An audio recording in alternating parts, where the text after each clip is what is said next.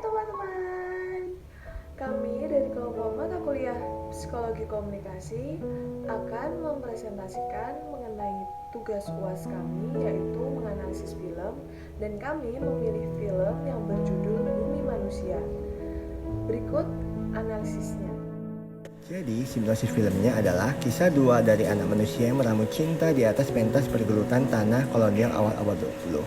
Kisah dari dua orang, yaitu Minke dan Annelies. Cinta yang hadir di hati Minke untuk Annelies membuatnya mengalami pergulatan batin tak berkesudahan.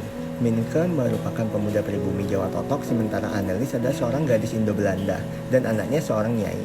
Bapak Minke yang baru saja diangkat menjadi bupati tak pernah setuju Minke dekat dengan keluarga nyai, sebab posisi nyai di masa itu dianggap sama rendahnya dengan binatang peliharaan.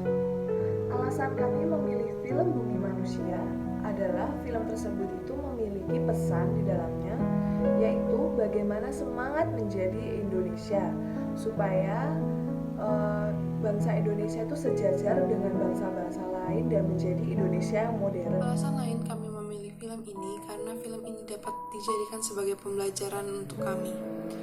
Kita sebagai bangsa Indonesia memiliki banyak sekali keberagaman.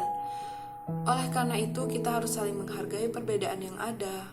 Jangan saling merendahkan, apalagi merendahkan bangsa lain dan bangsa kita sendiri.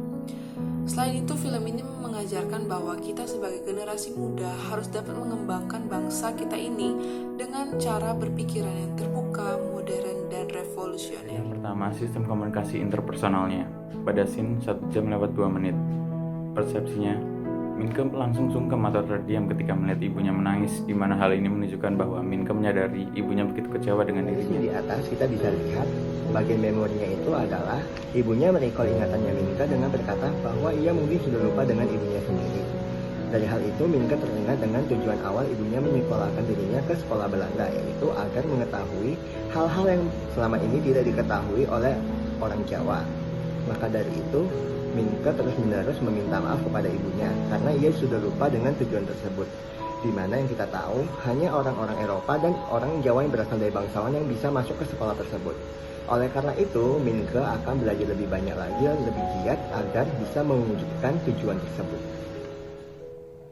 Nah, motivasi dari film tersebut adalah bagaimana cara mengangkat martabat orang Jawa, yaitu dengan mencari tahu sebanyak-banyaknya tentang apa yang ingin mereka ketahui. Oleh sebab itu, Minke bersekolah di HBS, di mana sekolah tersebut untuk kaum-kaum elit seperti bangsa Eropa dan juga Jawa. Nah, Minke sendiri adalah anak dari seorang bupati. Martabat orang Jawa memang lebih rendah daripada martabat orang Eropa. Hal itu yang membuat ibunya Minke berpesan kepada Minke bahwa Minke harus menjadi seorang yang bertanggung jawab dan bukan menjadi seorang yang pengecut. Dari hal itu, Minke berpikir dan mempraktekkan bahwa ia memang ingin bertahan di situasi seperti ini, harus bertanggung jawab atas apa yang ia lakukan.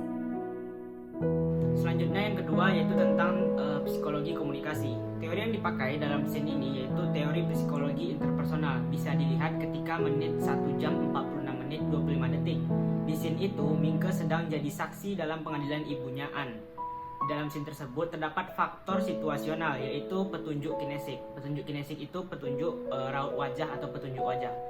Petunjuk kinesik adalah ketika Nyai maju dan menentang hakim karena hakim menanyakan pertanyaan yang tidak seharusnya ditanyakan.